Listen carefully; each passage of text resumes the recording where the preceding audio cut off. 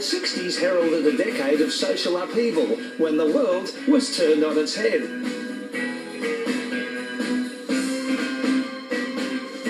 Coca-Cola was the real thing.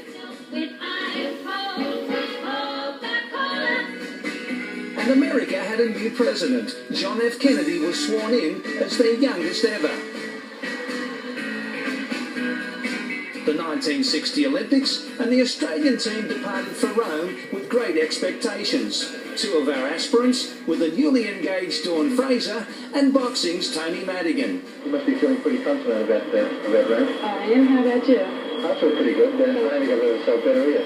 This will make me go much better. Also at the Olympics, a loose slim kid from Louisville, Kentucky, took gold in the light heavyweight boxing. He's seen here a year earlier in the Chicago Golden Gloves final. His name, Cassius Clay, a cocky 17-year-old with fabulous speed. 4 years later, the kid changed his name to Muhammad Ali. His opponent here is Tony Madigan. Twice going close against Clay will always be Madigan's calling card. Tony would win 2 Empire Games gold medals and box at 3 Olympics. Even though their bout here in Chicago was exhausting, Madigan was never lost for words. Well, he's a startup boxer that's always provided me with a lot of trouble. He's very tall and has a very fast left hand, and he continually moves away. And I haven't got the patience normally to fight those fighters the way they should be fought, and unfortunately I can't vary my style enough as I should be able to meet that contingency. Madigan was well known as a male model, and his looks came in handy wherever he went. Empire Games gold medalist Wally Taylor remembers. He was one of those guys, well, both of us go out together, I'd stay with him because I'd get his second girlfriend. Because he was the best woman winner in the world, I think. For 12 years, Madigan was Australia's most celebrated amateur.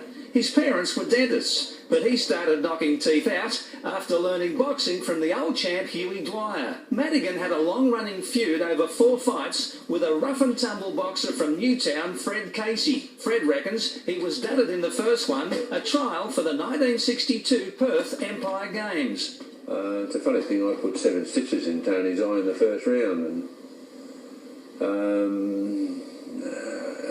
I don't know, there's something happened in the fight. I certainly won it. I thought I won the fight as it was anyhow, but I've never seen an amateur fight go with 7 stitches, and then they let him fight Ethel McQueen next night in the final as well. And then at the end of the tournament they wanted to give me the best loser.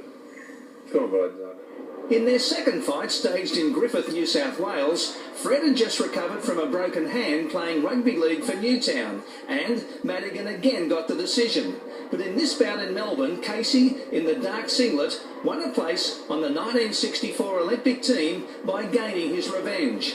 Casey won on points and then won a 4th fight over Madigan, making their final tally 2 apiece.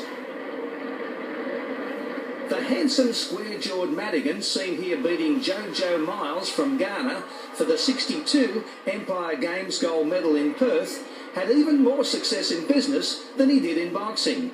Unlike so many of his counterparts, he became a wealthy man, and the tough guy with the Hollywood looks lived for some time in Monte Carlo.